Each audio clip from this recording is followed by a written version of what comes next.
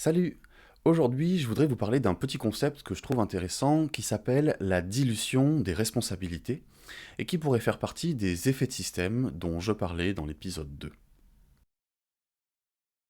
Pour présenter ça, j'ai une sorte d'exemple un peu caricatural en tête, mais qui peut parler à tout le monde, je pense. C'est l'image des enfants qui sont exploités dans des usines dans les pays en voie de développement.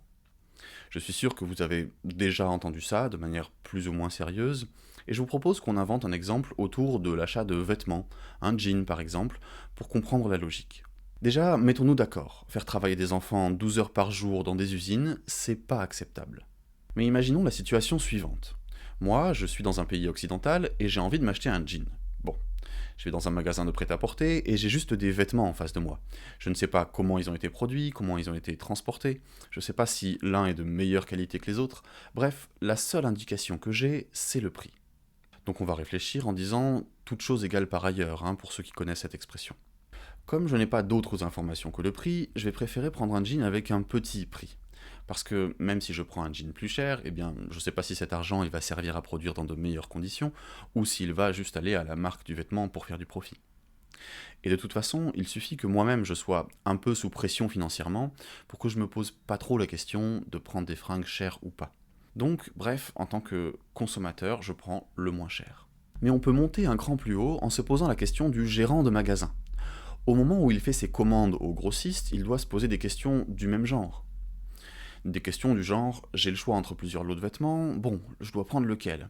Pour une même qualité perçue par les clients, je vais probablement prendre le lot de vêtements le moins cher, parce que c'est celui qui se vendra le plus facilement. Et puis je vais pouvoir avoir un peu de marge dessus.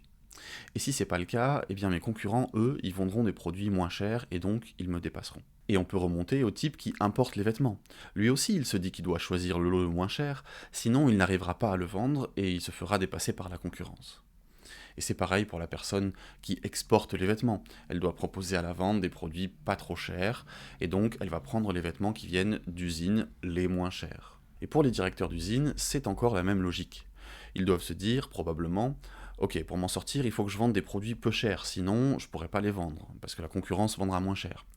Ça implique de faire travailler des enfants pendant 12 heures par jour, mais bon, il vaut mieux ça plutôt que de ne pas avoir de travail du tout.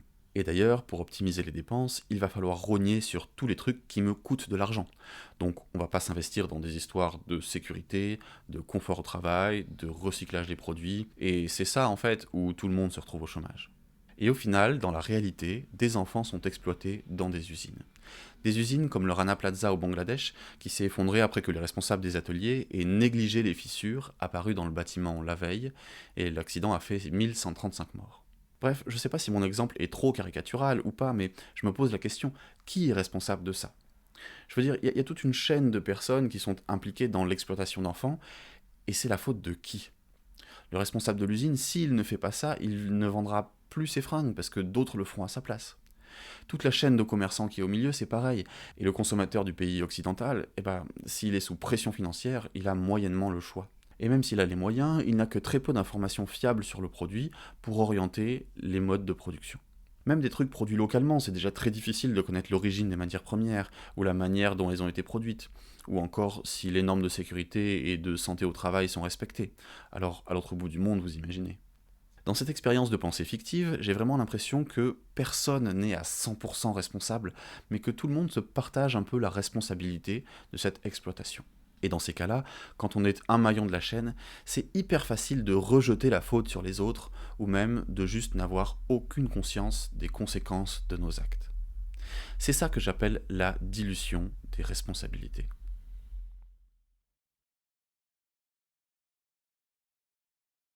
Cette idée de dilution des responsabilités, j'étais très content de la retrouver plus tard, après ces réflexions-là, dans certaines lectures, et notamment dans un article du Monde diplomatique. C'est un article de Damien Millet et Éric Toussaint dans le numéro 34 de Manière de voir, qui parle de la dette. Quand on est endetté envers quelqu'un et qu'on a du mal à rembourser notre dette, eh bien on n'est pas en position de force. Au contraire, on est redevable de quelque chose. C'est valable à l'échelle individuelle, mais c'est aussi valable à l'échelle de pays entiers. Et un pays peut être soumis à un autre à cause de la dette. Et c'est ce qu'ils décrivent dans cet article. Ils expliquent que par le passé, certains pays, sans surprise des pays en voie de développement, se sont endettés auprès des pays riches et n'ont pas pu les rembourser.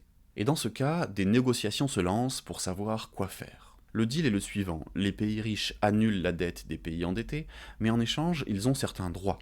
Le droit d'exploiter leurs ressources naturelles, le droit de gérer leurs ports, leurs industries, etc. Et bien souvent, ça impliquait de privatiser des services publics de ces pays. Tous les trucs comme la gestion de l'eau, de l'électricité, des transports, des bâtiments publics, ils étaient privatisés pour que les entreprises des pays riches se fassent de l'argent dessus. Ça s'appelle de l'ingérence financière, et si ça vous intéresse, la page Wikipédia du Fonds monétaire international, le FMI, donne quelques exemples. Sauf que, au moment de faire ça, on a fait le reproche aux pays riches que c'était assez immoral en fait. Et leur manière de faire, pour prendre quand même ces mesures immorales mais qui les arrangent, c'était d'utiliser la dilution des responsabilités. Il se trouve qu'à l'époque, des économistes assez influents se sont penchés sur la question des dettes des États, et il s'est formé une sorte de club de conseil complètement officieux qui s'appelait le Club de Paris. Et leur but, c'était de fournir des rapports sur ce qu'il faudrait faire pour redresser l'économie des pays endettés. Et comme c'était des économistes plutôt néolibéraux, c'est-à-dire des gens qui veulent tout mettre en concurrence toujours, tout le temps, ils voyaient tout par le prisme de la privatisation. Alors voilà, les représentants d'un pays ne pouvant plus payer une de leurs dettes arrivaient et demandaient à trouver des solutions. Le Club de Paris formulait alors des recommandations assez sévères qui donnaient une énorme emprise des pays riches sur les pays pauvres. Et ensuite, les États des pays riches appliquaient ces mesures. Et c'est là qu'est la dilution des responsabilités. Le Club de Paris, il pouvait dire «Ah, on sait que c'est dur comme mesure, mais nous, on fait que des recommandations, hein, on ne les met pas en place.» Et les États, eux aussi, ils pouvaient rejeter la responsabilité. Ah, on sait que c'est dur comme mesure, mais vous comprenez, nous, on ne fait qu'appliquer les recommandations qui nous sont données. Le dispositif est donc parfait. On se pose moins la question des responsabilités quand on peut rejeter aussi facilement la faute sur les autres. D'ailleurs, le Club de Paris existe toujours, semble-t-il, mais je n'ai pas plus creusé que ça à leur sujet. Dès qu'on s'intéresse à des organisations, cette logique des dilutions des responsabilités peut revenir. Un exemple récent, c'est en lien avec les élections présidentielles en 2022 en France. Vous savez, à cause du vote uninominal, à chaque élection, le but du jeu, c'est de diminuer au maximum le nombre de candidatures autour d'une même tendance politique pour éviter de disperser les voix et pousser au vote utile. Et il se trouve que dans chaque parti, il y a une démocratie interne. Beaucoup d'entre eux fonctionnent sur un mode plus ou moins démocratique où ils votent les grandes décisions. Et il se trouve que pour l'élection présidentielle de 2022, j'ai appris que le parti Europe Écologie Les Verts avait voté une motion, c'est-à-dire une décision collective, pour dire on présentera notre candidat jusqu'au bout, quoi qu'il arrive. Bon, en tout cas, c'était quelque chose qui ressemble, hein. En vrai, je ne l'ai pas lu en détail cette motion, et puis je ne suis pas adhérent à ce parti, mais peu importe. Si cette décision est prise, c'est une excuse parfaite pour le candidat pour refuser de retirer sa candidature. Face à tous les médias, face à tous les gens qu'il critique pour dire qu'il doit se retirer parce que de toute façon il ne gagnera pas et il va diviser les voix, eh bien il peut répondre «Ah, j'entends bien ce que vous dites. Mais vous savez, j'ai pas vraiment le choix. C'est les adhérents de mon parti qui ont voté démocratiquement pour que je maintienne ma candidature jusqu'au bout.»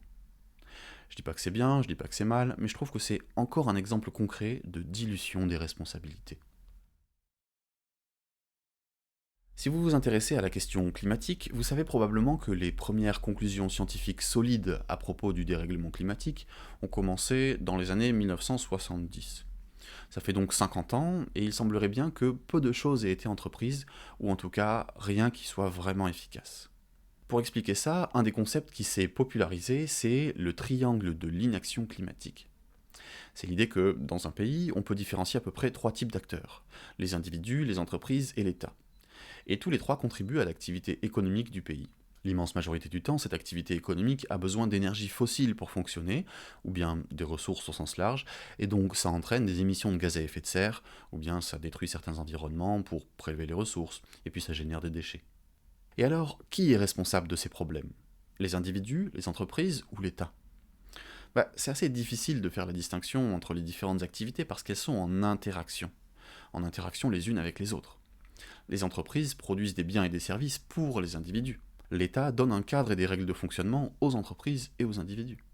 Et les individus orientent plus ou moins la production des entreprises par leur consommation et choisissent plus ou moins les politiques qui vont être mises en place. Il y a plein de nuances, mais dans les grandes lignes, c'est ça. Et cette complexité, c'est l'environnement idéal pour rejeter encore la responsabilité sur les autres. Les États diront par exemple, on voit bien qu'il y a un problème, mais on ne peut pas forcer les gens s'ils ne veulent pas changer. Les entreprises diront: nous, on répond à la demande des clients, c'est à eux de consommer moins ou de choisir les produits qui sont respectueux de l'environnement. Et les individus diront: notre action individuelle, elle est ridicule comparée à la puissance des politiques publiques qui sont menées par l'État, ou bien par les capacités financières énormes des entreprises. Et là, je vous donne uniquement quelques exemples, mais il y a 1000 nuances et 1000 contextes dans lesquels chacun peut se rejeter la balle, on peut rejeter la responsabilité sur les autres. On peut aussi rejeter la responsabilité sur d'autres pays, en fait. La France, elle pourrait dire: c'est la Chine qui pollue le plus, et la Chine pourrait répondre: oui, mais c'est pour faire des produits que les Français achètent. Je sais que des gens qui font de la philosophie morale se sont penchés sur ces questions, et ont mis en place des concepts comme le pollueur-payeur, où c'est celui qui produit une pollution qui paye. Mais il y a aussi d'autres manières de voir les choses, comme les bénéficiaires-payeurs, où c'est ceux qui bénéficient au final d'un produit qui doit payer pour les pollutions. On ne va pas rentrer dans le détail, mais ce qui est fondamental, c'est l'importance du contexte. Dans tous les exemples que j'ai donnés, on est dans un contexte qui facilite le renvoi de la responsabilité sur les autres. Voilà le problème de la dilution des responsabilités. Faire un petit bout d'une longue chaîne, je crois aussi que c'était une logique qui était invoquée à Nuremberg, quand les nazis étaient jugés pour crimes contre l'humanité. Certains disaient: moi, j'identifiais juste les personnes qui étaient de confession juive. Moi, on me demandait juste de les emmener à la gare. Moi, je conduisais juste les trains dans les camps. Et au final, l'ensemble amenait à perpétrer des atrocités.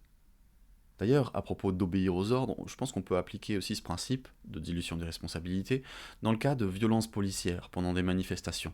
Dans des situations où on aurait donné des ordres illégaux aux policiers de terrain, qui est responsable? La personne qui a donné les ordres ou les policiers qui les ont exécutés? Peu importe la réponse, ce qui est sûr, c'est que ça donne la possibilité à ces personnes de se déculpabiliser en rejetant la faute sur les autres.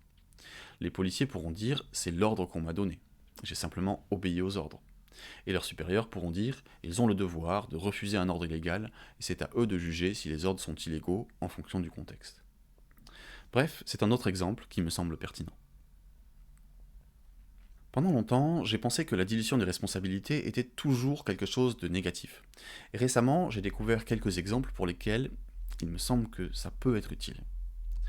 Je travaille dans une université qui forme des professionnels de santé, et donc on a une obligation morale auprès de la société, auprès de nos futurs patients.